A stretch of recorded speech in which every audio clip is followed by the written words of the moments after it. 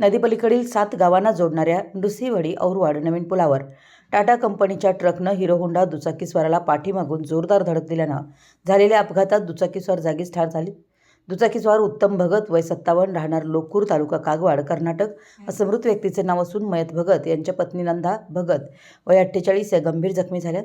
त्यांना उपचारासाठी शासकीय रुग्णालयात दाखल करण्यात आले. याबाबतची वर्दी संदीप उत्तम भगत यांना कुरुंदवाड पोलिसात दिली असून पोलिसांनी अपघाताचा गुन्हा दाखल करून ट्रक चालकाला ताब्यात घेतले.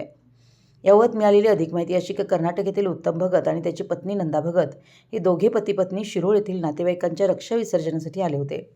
सकाळी 11 नंतर रक्षा विसर्जनानंतर ते परत आपल्या लोकूर गावी हिरो होंडा मोटरसायकल क्रमांक KA 23V1456 या दुचाकीवरून नृसिंहवाडी औरवाड पुलावरून परत जात असताना पाठीमागून येणाऱ्या टाटा कंपनीच्या ट्रक क्रमांक KA 23B4244 या ट्रकनं भगत याला जोरदार धडक दिल्यानं दुचाकीस्वार उत्तम भगत हे रस्त्यावरच कोसळले आणि त्याच्या डोक्याला जबर मार लागल्यानं ते जागीच ठार झाले.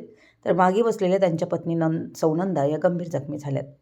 उत्तम भगत यांचा मृतदेह पाहून पत्नीने केलेला आक्रोश हृदय पिळवटून टाकणारा होता. अपघातानंतर ट्रक चालक अपघात ठिकाणी न थांबता तसंच ट्रक घेऊन पळून जात असताना औरवाड येथील तरुणांनी ट्रकचा पाठलाग करून कवठेगुलंमध्ये ट्रक आणि ट्रक चालक बाशू अल्ला पक्षसंधी राहणार गणेशवाडी तालुका शिरोळ याला पकडून पोलिसांच्या ताब्यात दिले. दरम्यान ट्रक मालक कागवाड येथील असून ट्रक चालक संधी हा शिरोळ तालुक्यातील गणेशवाडी येथील आहे. अपघातामुळे नृसिंहवाडी औरवाड पुलावर वाहतुकीची कोंडी निर्माण झाली होती. यावेळी ग्रामस्थांनी वाहतूक सुरळीत केली. घटनास्थळी कुरुंदवाड पोलिसांनी पंचनामा करून मृतदेह शवविच्छेदनासाठी कुरुंदवाड रुग्णालयात पाठवण्यात आला आहे. अधिक तपास कुरुंदवाड पोलीस करतायत. मराठी एस न्यूजसाठी कुरुंदवाडहून संदीप अडसूळ.